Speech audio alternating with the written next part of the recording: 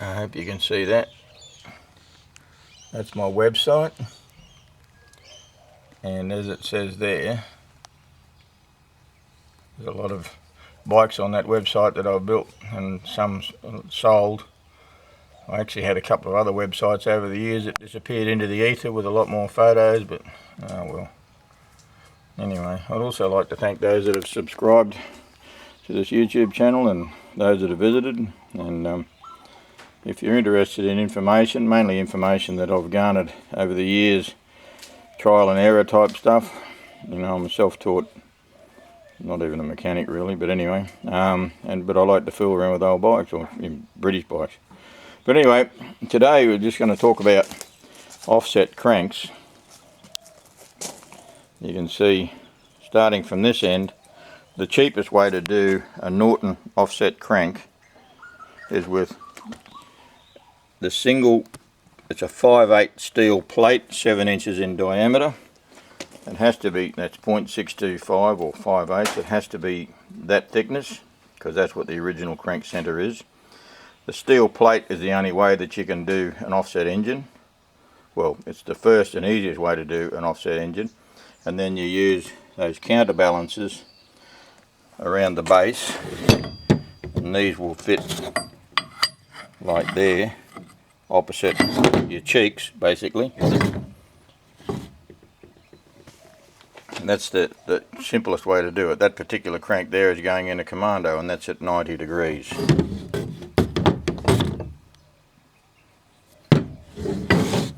This one here is a center that I had done on a mill. I had about 8 of them done years ago in varying degrees. This one's 76 degrees, and what it is, it mimics the crank as much as possible, the stock crank, with certain thickness over the top here, and then would normally have a little bit extra counterbalance down in the bottom, but for some reason I've skimmed this out. I'm going to have to put it back in with lessons learnt from previous balancing. Anyway, that one's going in a unit construction Triumph. It's actually going in a Suzuki frame, because I used to have one I built years ago with a 360 unit construction engine in a 94 Suzuki GS 500 frame, believe it or not, and it was a pretty nice little bike. But I'm not generally into Japanese bikes, but that was just a nice little combo. So I'm building it again, but with a bigger, longer stroke, bigger bore, you know, silly business. Now, of course, with the Triumph crank, or what's a Norton crank going into a Triumph, then it needs the 6.3 inch rod. Excuse me for a second. Which is that thing. You can't really see it, can we?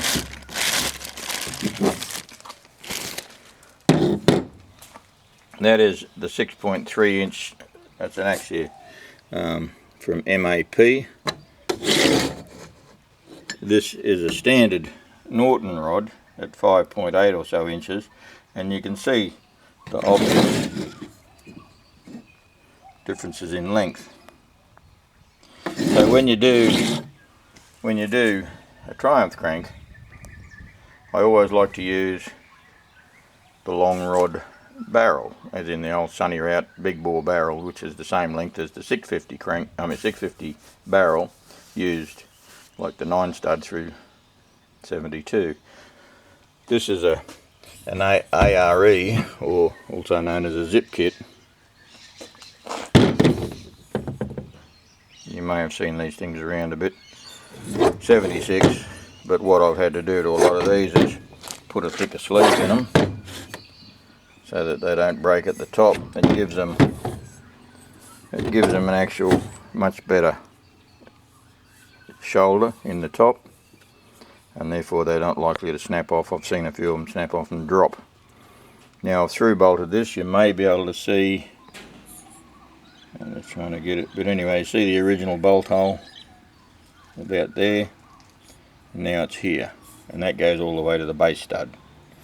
And same through the head by filling the old hole and adding a bit of weld here and there, and then you can pull it all the way down with a wasted stud. That allows it to Well, with the alloy barrel anyway, it's alright to do it. With the cast iron barrel, not so much. And then allows it to hold it down a bit better. This is an Atlas. It's not rolling as quite as good as it could. It's free, but it's just not, I haven't pinched the cases up properly. The cam has been done by Ivan Tiggs in Brisbane. A full cam from New Billet. This one's going to run standard rods, standard length rods in the MAP steel. The crank in here, the centre, is the same as that one, but you can probably see where this one is full at the moment through here. This one is not, it's wasted away through that same spot opposite the journal, and that's because when you put the steel rods on there you have to counter that extra weight, and then that also helps balance this crank. And you can see it's almost ready. It's an Atlas with a 72 case. You can see the case, half case, a little bit of machining on top, just a light lick, and the cam spins freely. You can also see a little bit of work in there where I've had to clear the cam lobe. And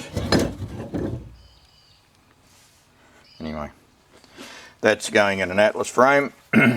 Disc brakes front and rear on an Atlas, otherwise dressed fairly close, basically a restomod. It's actually receiving an 850 top end, 34mm carbs.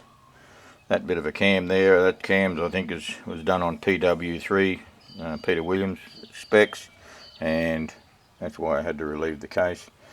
So it's it should have a bit of oomph. Oh, and a Triumph 5-speed pre-unit gearbox in behind.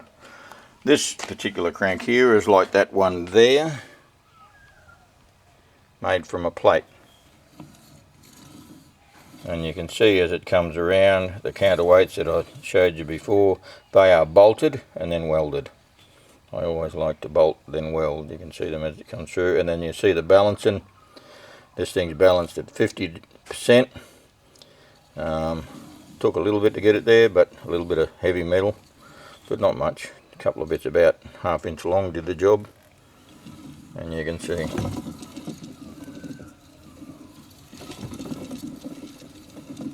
the cases are not rocking at all sitting there. If that was a standard 360 crank, it wouldn't stand up. It would be rocking too much. So you can see that you've got that countered action of the offset crank already happening there.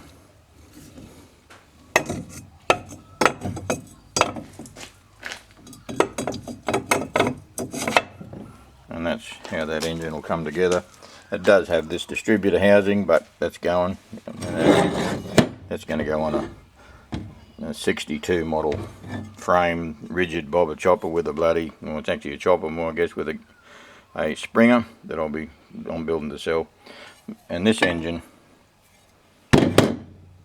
will get this side cover here, which has, I showed you the other day, a modified timing cover on a pre-unit with a unit, because I have the unit cam in there, as you can see, on the exhaust.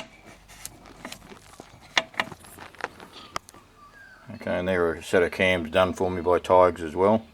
This engine is actually out of my pre-unit Triumph. It's actually a BSA frame, and it's a racing sidecar.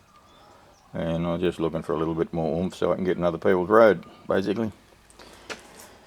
And now you get to the end of the table, and there's just a little bit more money involved here.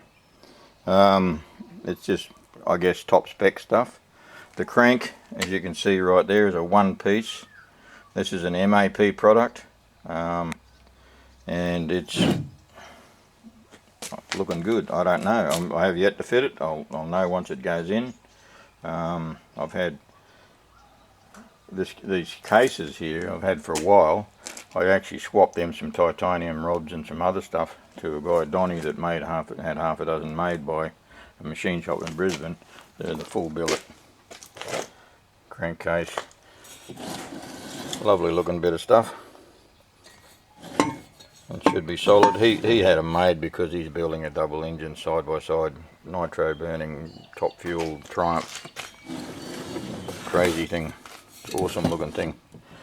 These barrels are the MAP billet cylinders.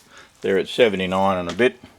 So this engine will be 883 on a 76 degree MAP crank.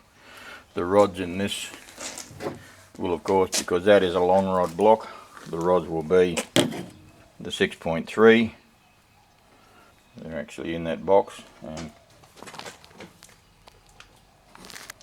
you may be able to read that. And then 6.3 map rods. The pistons that come with this kit and a bunch of other stuff, they're a pretty nice looking piece as well. It's a bit difficult. I'm in the road, I think, shadowing. But yeah, so that's the pistons, and this cylinder head's a bit of a silly looking thing, but I'm trying to develop by putting, if you look into the exhaust, you'll see a little floor in there, which is a small reversion dam, supposedly to help with low end torque. It stops some of your blowback you might get on overlap with a pair of slightly larger than normal cams. You know, wants to blow back through the carburetor. You've probably seen that on, especially on race engines where they have a fair bit of overlap. Probably a bit of a wank for this sort of thing, but anyway. And then I've yet to finish it off. I was originally going to use it with some slightly higher dome pistons on standard, some J&E pistons I have, but now that I'm going this way, I'm going to put it on this engine and do those pistons there, but I'll still run the twin 10mm plugs. As you can see, it's not finished, but that's kind of how they'll show up in the chamber. Theoretically, that should let me drop my timing from 38 back to about 28 or 30 and give a cleaner burn. It will help with torque. But anyway, this is some offset stuff going on in my shed. So if you want to build one, the cheapest way to go about it is to come up with a piece of flat plate. These were cut out of a bar, a 7-inch round solid bar, and just hacksawed off, you know, machine hacksaw, and then taken to, you know, a machine shop and then trimmed back and flattened. The thing is, with the Norton cranks, is they have initially they only have a 3.5 inch pin down the bottom here, held on by a plate between your bolts. So that's your center, and then from then on it just moves to whatever angle you may wish to deal with. These are 90 and then 47, 90 and 47. I mean 99 and 47 are the two times when you move. I think I've mentioned this before, but when you move the crank from 360 and bring it around, they line up. But you can go everywhere in between. 90, 76. A lot of my engines you've seen me ride in the 70s. Here I'm just playing with and experimenting. I haven't run a 76 before, so that's why I'm looking to do the Norton at 76 and that Triumph there, and this a unit Triumph at 76 and a pre-unit at 76. And that's a Commando at 90, and then the Triumph pre-unit in a Beza A10 frame at 90. But anyway, I've written a little bit about this on my website if you're interested in going down there and reading. And if you want to ask any questions, you can do that via the website if you like. So anyway, and I don't do work for anybody else, but I'm quite happy to try and show you what might be required if you decide you want to go with something like this. Now with the cam for the Norton, my race cam for that, another one by Tigers in Brisbane, they don't have a hog, so they can't cut the tack drive. But if you're going to go with a bit of a hot rod motor, then a electronic tack's probably the way to go anyway, a bit more truthful. Anyway, there it is. That's what's going on in my shed. What's going on in yours. Thanks for watching.